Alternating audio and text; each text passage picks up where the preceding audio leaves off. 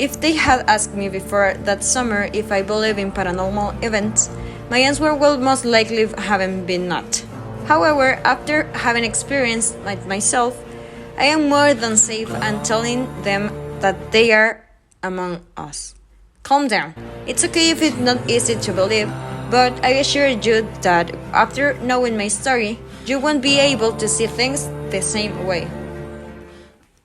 All this happened not long ago. If I remember correctly, it was one of the most normal days in my life. I went to my university as usual, and after my usual day of study, tired, I returned to my house. One way I started to feel something going down to my nose. I thought it was the product of an allergy, but when I passed in my hand, I saw that it was blending.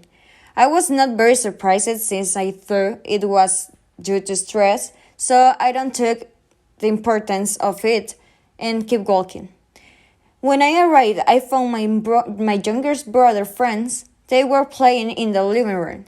They were whispering to each other. I tried not to make eye contact, but I felt their glasses on me. Do you want to come with us to the new gaming zone near here?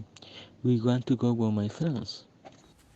I'm not really looking forward to it. Please, otherwise Mom won't let me go alone. It's okay, I will come with you. It was night. It was cold. On the way in the distance, I could see a place that caught our attention. It looked dark and quite neglected. Look, let's go. No, it looks dangerous. What if there is some rabid animal and it bites you? There will be nothing. Matt! Calm down. Please, let's go back. He looks too unstable and lonely. The place from the behind gave me a bad feeling. Inside, everything looked very old, neglected, and with an unpleasant smell that I could not describe, but that was so unique that I will remember it all my life. The atmosphere felt very heavy. It was difficult for me to breathe in. I remember the shocked expression on the face of one of my brother's friends. What's wrong? What did you see? Do you feel good? I saw something go through the window. When we finally got home, Mom was waiting for us with the dishes on the table. My brother and I saw each other and felt a kind of relief after that event. Hello, children. How did it go? Did you have fun? Eat. There, I left the dishes on the table. You need to recharge your batteries. It was all pretty good. Yeah, it was fun. I didn't care as I thought I had hurt myself while brushing. I calmly left the bathroom and put on my pajamas, ready to sleep. When I settled on my bed, I started to cough and I could feel something on my hand. When I realized that I saw the thick blood on my palm again and that it had splashed a little on my blanket, I felt a chill run through my entire body. I watched the minutes go by and nothing, until I realized that it was already dawn. I got up and went to the kitchen for water. I tried to start my day like I normally do. I keep getting that uneasy feeling. I left my house early trying to avoid meeting my mom since I didn't want her to see me in that state. To get to my university, I took a different route to have breakfast. Some were signs I couldn't do it at home. Strangely, none of the places I knew were open. Until I saw one in the distance, there was no one else inside. The place seemed trustworthy, so I went inside. Could I have a breakfast of fried eggs and coffee, please? As my food arrived, a middle-aged lady suddenly approached it. She sat next to me and began to chat with me.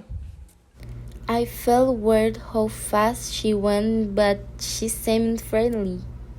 I feel a tickle in my throat which made me cough again. Worried, I looked back at my hand, but there was no trace of blood, so felt relieved when suddenly Didn't you get blood this time?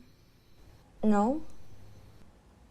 How did you know about that from me?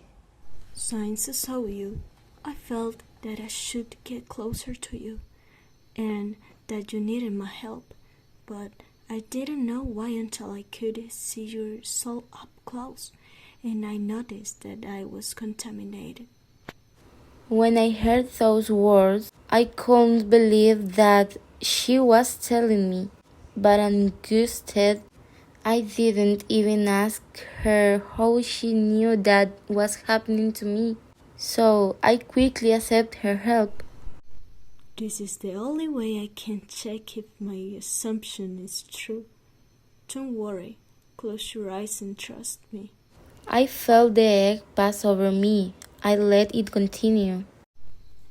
This is why strange things have been happening to you. Tell me, have you recently had an experience that you felt out of the ordinary? In order to completely cleanse your soul, you must investigate who those remains were. Since usually when this happens, it is because a soul that could not be freed needs help from someone they trust in order to rest in peace. Excuse me, one more thing. I just wanted to know how I can contact you in case something goes wrong. Don't worry, you just have to return to this same place, at the same table.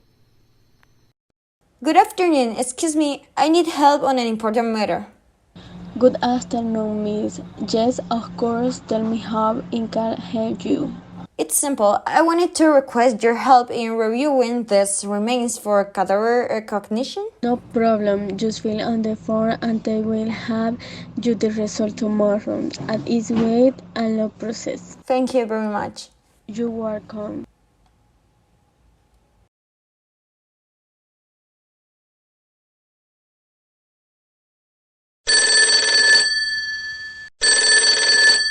Good morning, Smith. Shall I expect to Emma Johnson? Yes, with her. We're calling to let you know that assembly results are ready. You can pick them today. A name was writing that I didn't recognize, but that had my first last name. It was a man, almost the same age as my mother. I investigated to see if I could find any clues everywhere, but I found nothing. It was as if it had never existed. There was no person with that name, Mark Johnson. At that moment, I felt even more confused.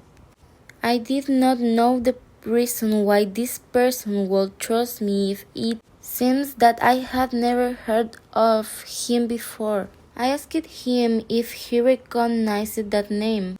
I only saw that my mother started to shed tears, to which I felt even more confused, since that meant that she did know him. Daughter, I have something very important to tell you. I didn't want to tell you before because it was very painful for me. You see, that person's name was your father's. Before you misunderstand me, let me explain. Well, your father and I got married very young, to the consequence of life. Then we had you, and we moved to a house not far from here, which is currently abandoned. Since your dad had a terrible accident in that house, I decided to move. Later, I met someone else and I have your brother. Excuse me, we are here to examine the body that was shown to us in the scan results. Mark Johnson. Sure. Come on with me, please. Astronomer room number 12. With every step we took a keen of heaviness. We were tense and insecure. There were many corridors. The person who attended us took us to corridor 3, room number 12, and there it was on a metal stretcher covered by a white sheet. The person who was probably my father. Unfortunately, we could not verify the cause of the death. We took to care of many students but could not find a specific reason. I was paralyzed with fear because I knew that if I turned around, I would regret it. I squeezed my hand tightly and closed my eyes. I continued forward slowly, still feeling the presence of my father behind me. When I finally took the courage to leave, I closed the door from the room. The day came when we would both be free. It was time to say goodbye to my father and me, to his soul and mine.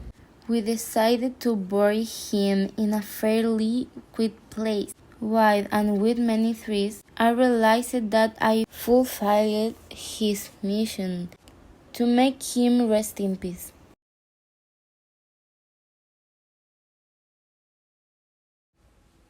Hello, excuse me, do you remember me? Hello, I think so, ma'am. I was looking for a woman who was here with me last time. She was wondering if she had seen her around here again. A woman? I only remember attending to humans. She was a woman who asked for a raw egg. I'm so sorry. I really don't remember any of that. I only remember you, but I never saw another lady on the table, much less take it to her.